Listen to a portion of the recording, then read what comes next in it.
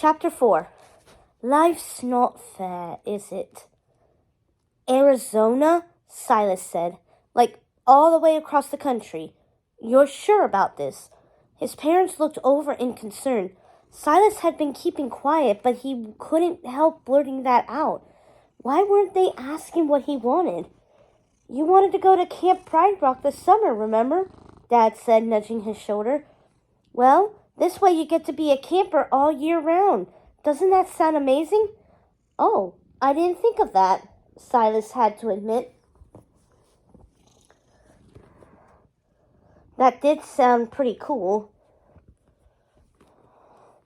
He felt more excited as his father kept talking. Dad made it sound like they were going on the best and most fun vacation of all time. He was good at selling vacations. After all, that had been his job. Dad also said that it was perfect timing, which was a sign from the universe. It was summer break, so Silas could spend the summer helping his father fix up the camp, then start a new school in the fall. Then Dad's eyes lit up with another idea. Oh, or maybe we could try homeschooling, Dad said. What better learning environment? It's like the school of the world.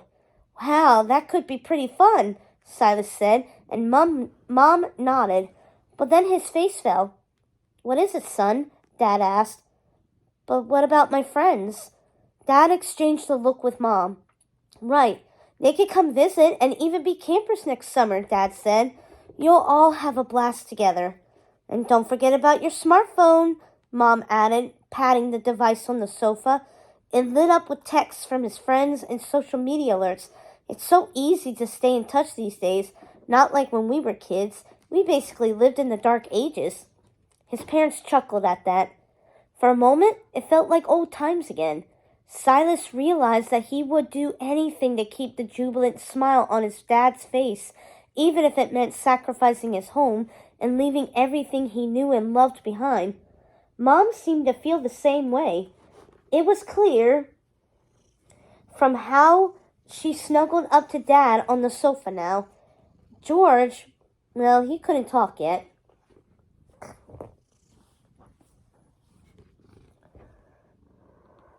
So he didn't exactly get a say in the matter. It was official. The Reyes family was moving. Camp Pride Rock, here we come. To new beginnings, Dad said, raising his cup filled with Diet Cola to toast them. Mom bounced the baby and raised her cup. To the Reyes family and our new home, and to our beloved Scarlett, Mom added. She left our family far too soon. To Scarlett, Dad repeated. They toasted with their soda cups. Silas toasted them back, but then the familiar dread seeped in, replacing his excitement.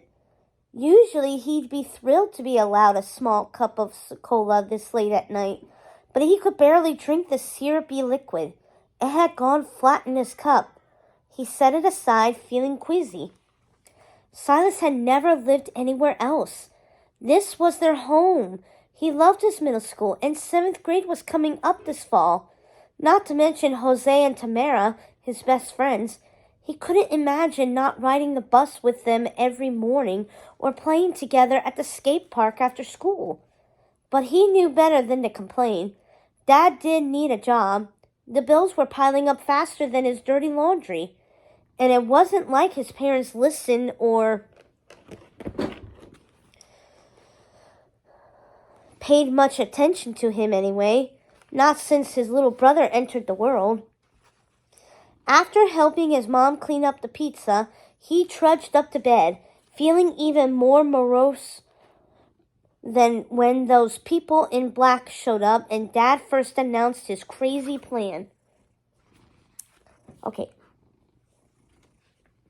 He had thought his life couldn't get any worse. But wow, was he wrong. He climbed into bed, yanked the covers over his head, and pulled up his phone. He thumbed to the messaging app. He sent an emergency group text to his friends to meet up. Meet at the park. Code red. See you tomorrow. Then he fell into a restless slumber, filled with broken dreams about lions and falling off cliffs, which was pretty much how his life felt at the moment, like he was tumbling into a dark abyss with no bottom.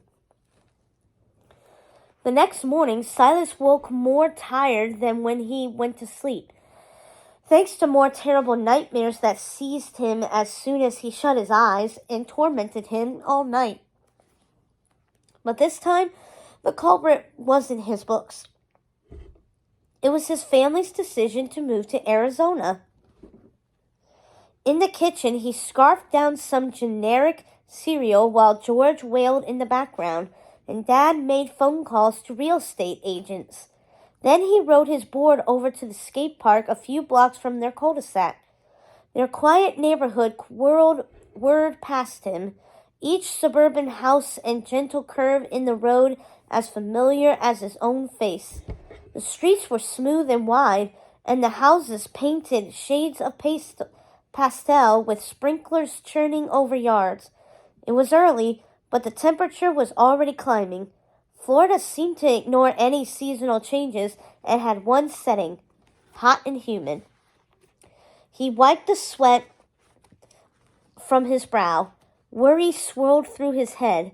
He couldn't believe in a few short weeks they'd be packing up and moving across the country to Arizona. He'd never even been out of the state, let alone so far away. He needed to talk to his friends and get their advice. They had always been there for him. If anyone could help him deal with his impending life trauma, it was Tamara and Jose. And leaving them was the worst part of the whole awful situation. He dreaded having to tell them the news. Silas leaned on his board, cutting right, and arrived at the park.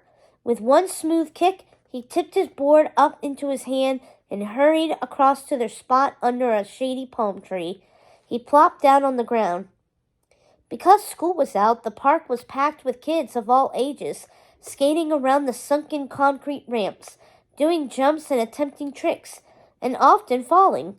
Silas had bit it more than a few times, and he had the scrapes and bruises to prove it. This was their favorite spot to hang. He let and sift through his fingers and waited for them to arrive so he could brief them on the gory details of his life.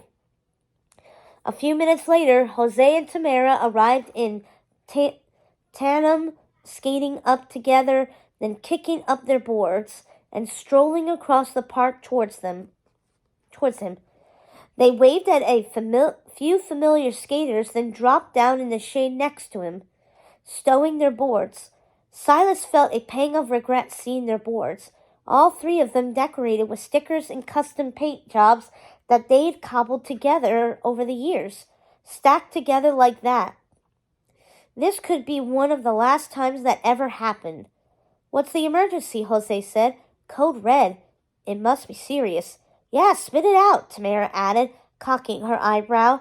"I've been in total suspense like all morning." "Remember how I said my life couldn't get any worse?" Silas said. "Always so dramatic." "You gotta lighten up," Jose said, throwing his arms up. "The sun is shining, sky's blue. We're at the skate park. Seriously, what could be that terrible?" "Yeah, it's summer vacation," Tamara said. "The best time of the year because no school," they chorused together. That made Silas crack a smile. They always cheered him up. He was going to miss his friends. "First of all, I love school," Silas said. "I'm not thrilled it's summer." "Ugh, such a nerd," Jose said with a roll of his eyes, but he meant it affectionately. "Yep, always got your nose in a book," Tamara said. "But your life can't be all work and no play. Then you'll end up like my parents. Trust me, that is no bueno." "Plus, we always had the best time together," Jose said. "Remember last summer? It was epic. Video games, skating, pizza parties, beach hangs, spooky movies. Like, why wait for October? And this summer is going to be even more epic, am I right?" "Yeah, it was pretty epic," Silas said, smiling at the memory. But then he turned more serious. "So why the code red?" Tamara asked. Yeah, what could be so bad? Jose added. They both peered at him. Right. Remember how my aunt died a few weeks ago? He said. The one who had the camp in Arizona that I wanted to go to this summer? They nodded. Of course, Tamara said. We're so sorry, Jose added. Well, turns out she left the camp to my dad, Silas went on, and he's decided that we're going to move there. Permanently. Wait, what do you mean? Tamara said. Your family is moving to Arizona? To live at a camp? Jose said. They both looked shocked. Silas nodded, looking down. You know my dad lost his job. He figures he can fix up the camp and run it. And we can live there too. I don't exactly have a choice. I have to go with them. He trailed off. The words felt heavy in his mouth. Tears pricked his eyes. Even Jose, always optimist, couldn't put a positive spin on it. Okay, fine, it got worse, Jose said. You're right. But we're your friends, no matter what. Yep, we'll visit you.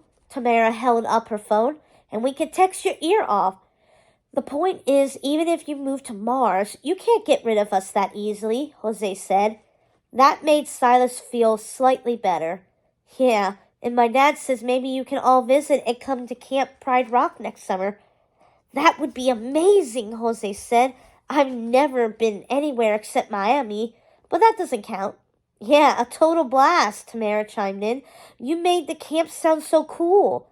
Well, the camp is pretty cool, Silas said, and went on describing all the fun activities and details about Camp Pride Rock based on Dad's photo album and Aunt Scarlett's postcards.